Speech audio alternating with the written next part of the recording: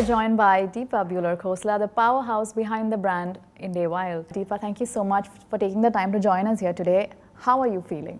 Thank you so much for having me. I'm very well. Had a few busy days, lots of excitement happening, but I'm so happy to be here.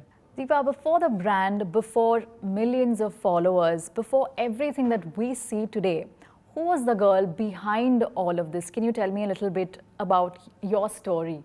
Little Diipa was a very hyperactive teenager. She was always up to something, like running around the house. Like my pet name was Speedy Gonzalez. Was it? I was always like trying to run around, do things, keep myself busy, and just a very, I guess, somebody who thought fast and like acted fast as well. And although in high school, I must say, it was kind of a bout of insecurity kicks in. You know, when you're really little, everything is great, the world is a great place, but slowly when you get into middle school and high school, I think a lot of things become real. I was an extremely skinny girl. I had like acne all over my face, and then slowly the bullying started. Would you want to talk a little bit about how you pushed through that and how you didn't let that get to you, you know? Yeah. I think I did at that point, unfortunately, as most of us girls do. Like, we're very hard on ourselves. So I think anything that's not up to the standard, I think we give ourselves a really hard time about it. So it was indeed, for me, it was my body was extremely skinny. And so I had a lot of these pet names and names that people would call me because of that.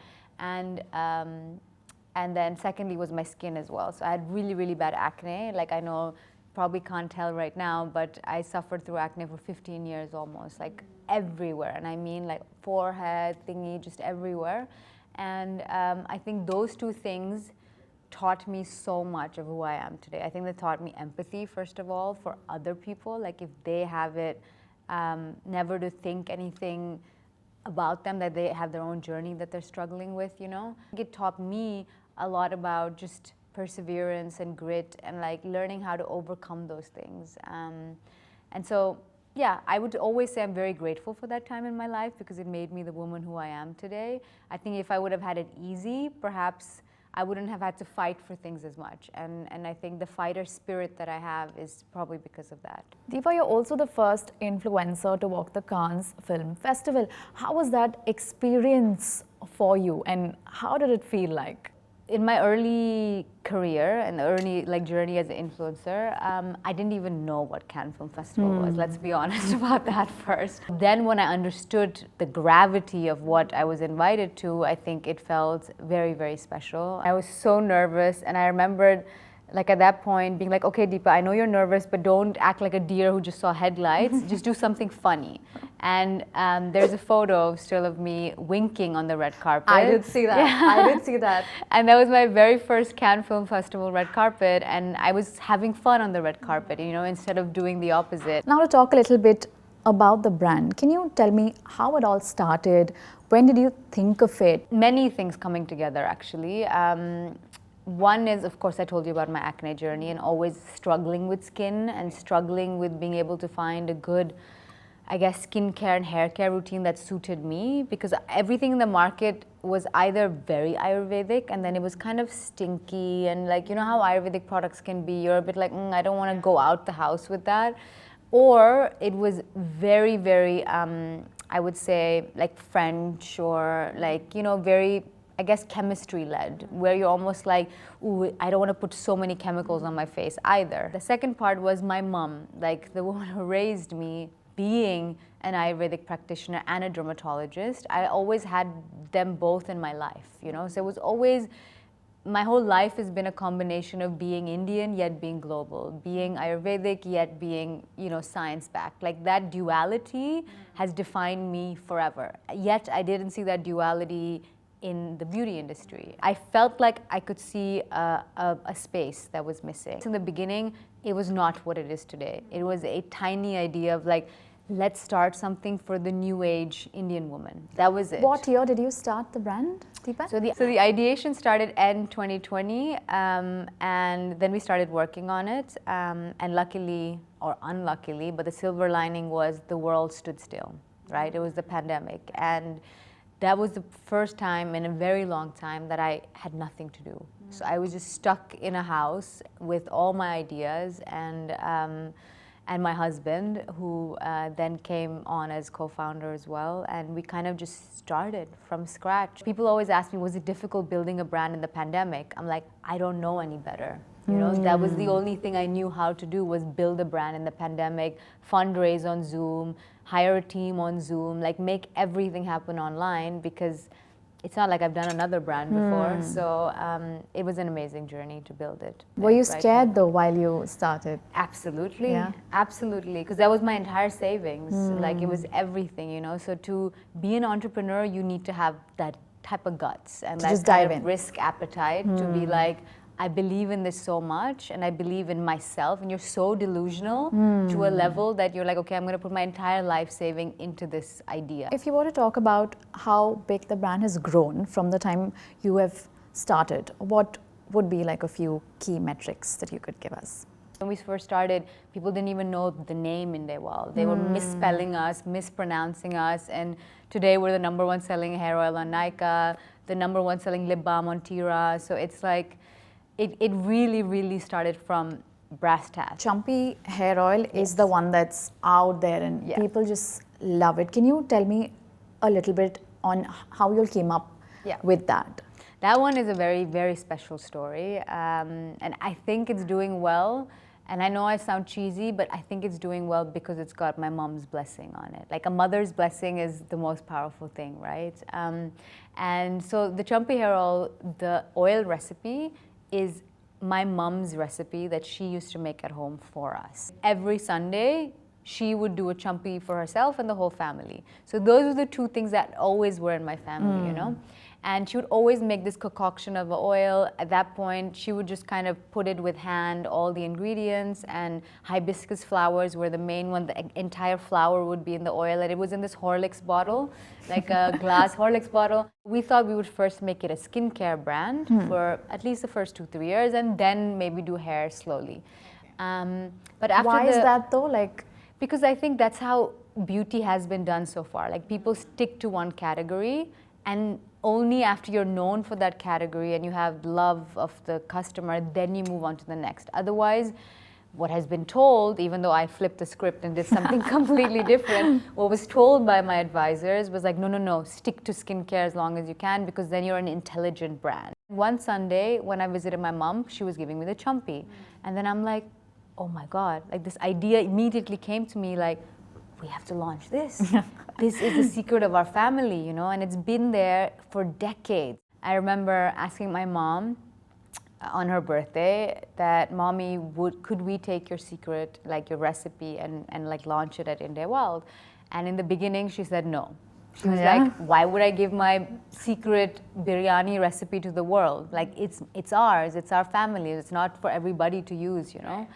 And then Mom loves to tell this story very nicely, but then I was like to Mom, Mommy, but this is your legacy. Like, this is something that when you and I are both far gone, it's going to be a product that's going to live in people's houses, that's going to benefit other people, you know, because you found a formulation with all these herbs together that truly work. Did you ever have a hard time going across to people, telling them what your brand is about and making them see what you see in your brand? Yeah, all the time, especially the recent fundraise that we had.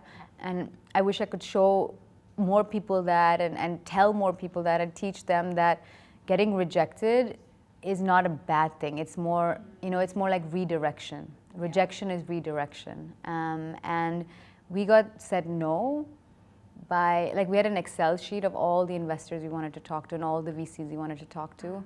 And it was all green in the beginning because we had to have the conversations. And last year, there were days, I think, we were having 7-8 investor calls a day, working 14 hours a day, just pitching while running the business next to it, but pitching.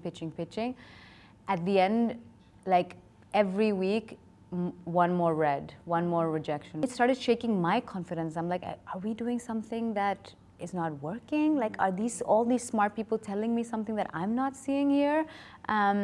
We kept going, and finally, of course, the best of them all, Unilver Ventures, Stepped the in. greatest consumer fund, stepped in and saw the magic that we saw and believed in us. And so then all the rejection didn't matter. So that was for $5 million, right? Yes. Unilever, okay. Yeah.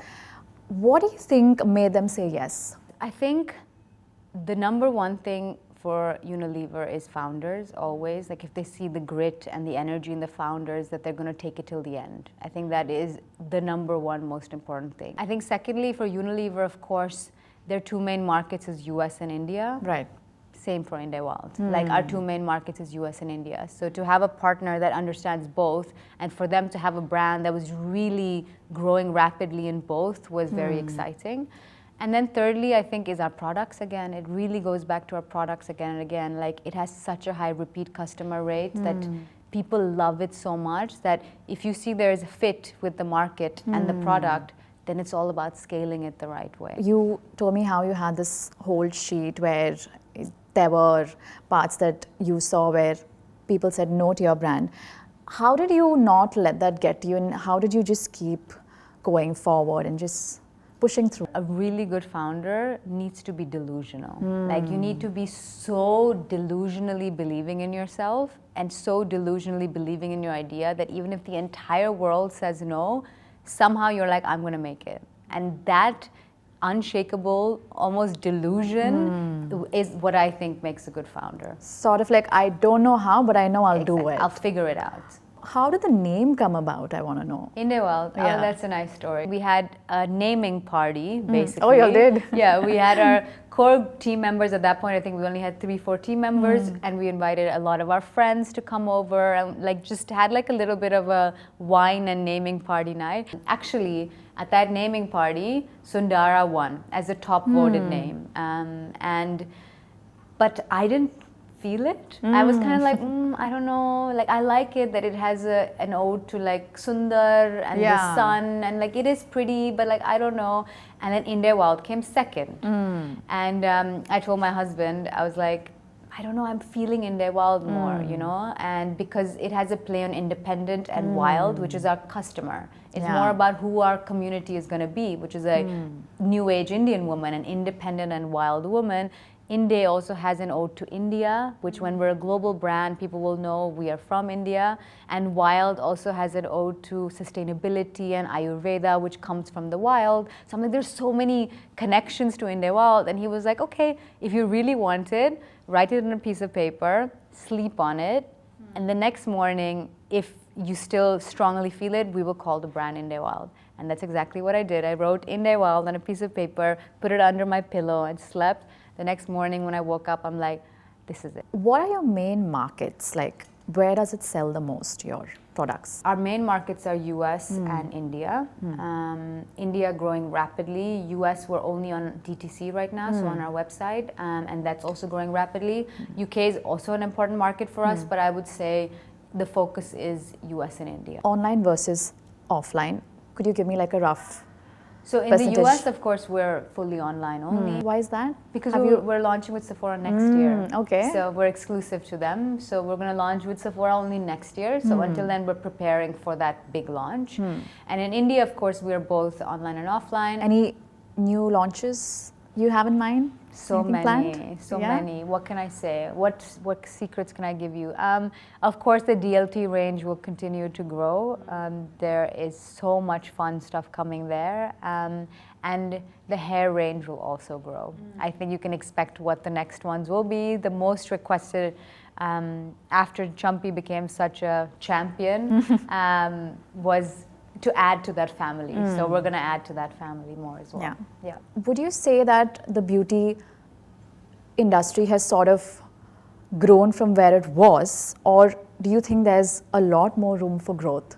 So much room for growth. I think that the beauty industry in the world, but especially in India, India is the fastest growing beauty industry in the world. It's going to grow so much the next 5-10 years. And I've seen it. Like 2 years ago, we launched in India, and from our launch to today, we've grown between 400 and 500%. That is kind of growth numbers you don't see anywhere in the world, you know. So there is India in itself is growing, and the beauty industry is growing. So you as a brand who is becoming one of the favorites of the country has this growth engine built within it. So it's going to grow even faster. There's so much momentum. Now, just getting back to that, you do so much. Your life is at a pace that's like 3-4x. How do you find time to, sort of take your time and, stay grounded? I think my particular thing has to be my core group of people. Like my mom, my husband, Dhea, just a handful of friends that really keep you sane and grounded. I think if I didn't have them, I would be going burnt out for sure and like working too hard and getting crazy. Motherhood is just lovely. How has that changed things for you? And what's something that you got to know about yourself that you didn't know before after you So became a motherhood mother? definitely changed me a lot. I think before motherhood, I was a lot more ambitious and hungry, which is an amazing thing.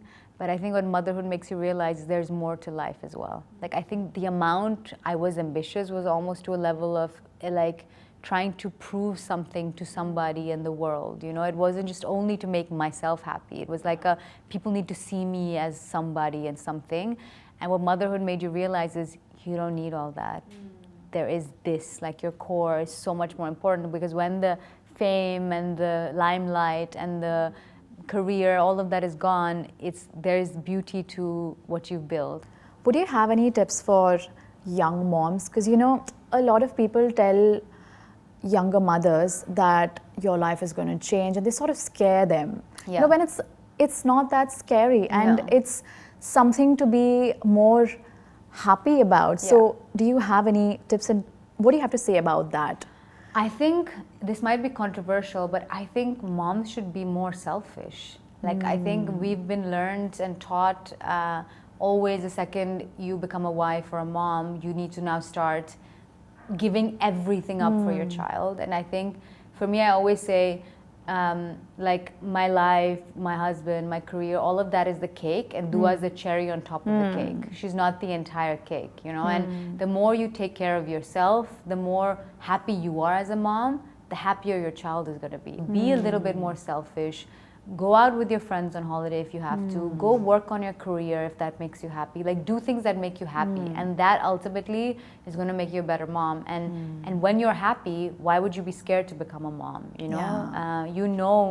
Yes, it's going to change you in a way, but that's only going to be beautiful. Like it's only going to enhance your life and not take anything away from it. What's your take on beauty standards today? Do you think it has changed, and what would you like to see different and something that you hate seeing today? When I was growing up, beauty standards were a lot harsher because it was the era of size 0 and the models that all looked really and then I think after that it became the era of like crazy plastic surgery where everybody tried to look exactly a certain way.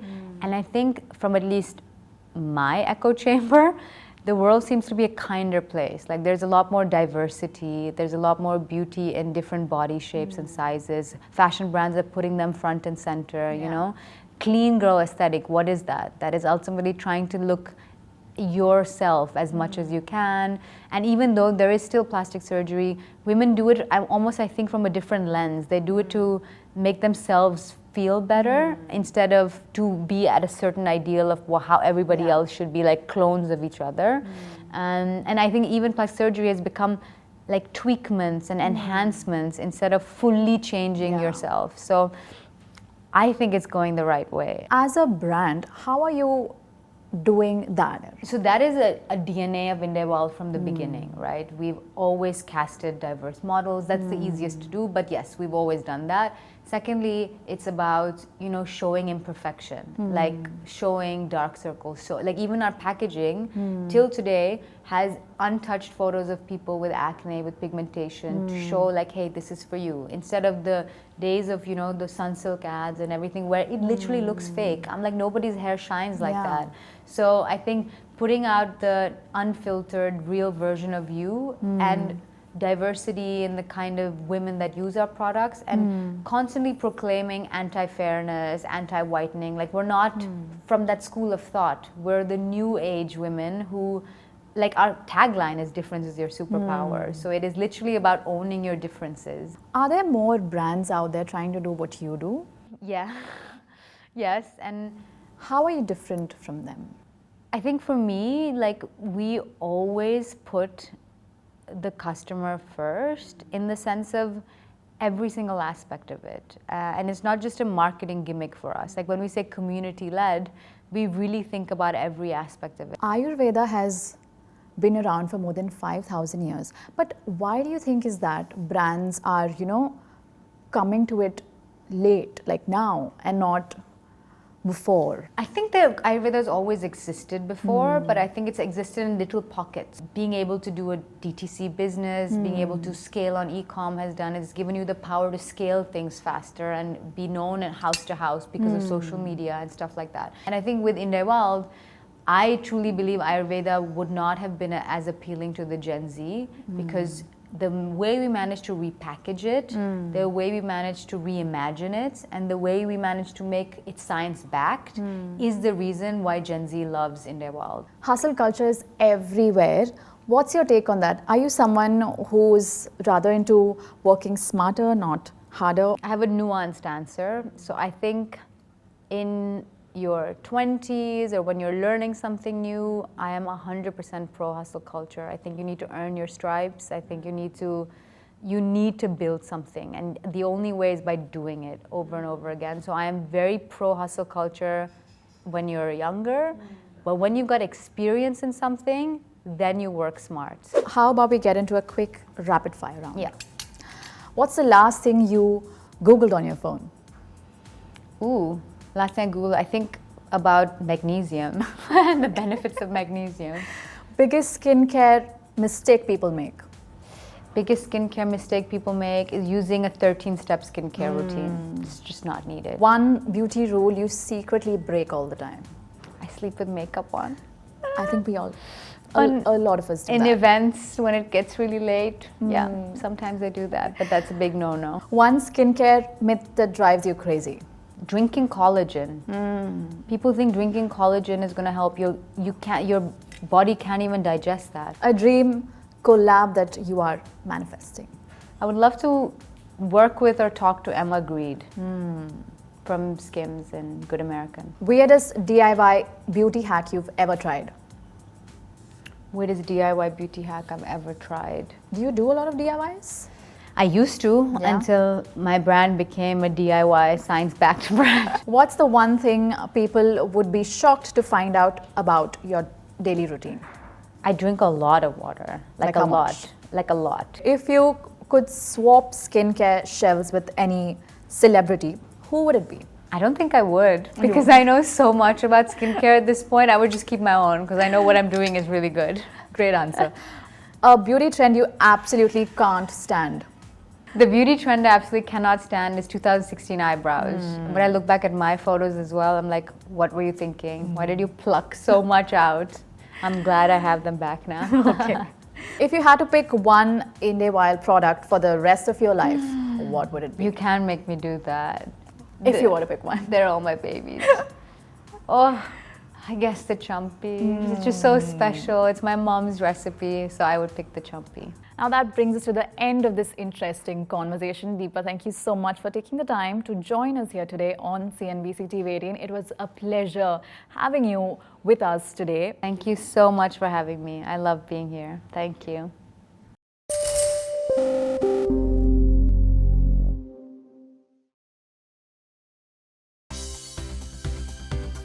For more news and updates, all you need to do is follow CNBC-TV18 on all of our digital platforms.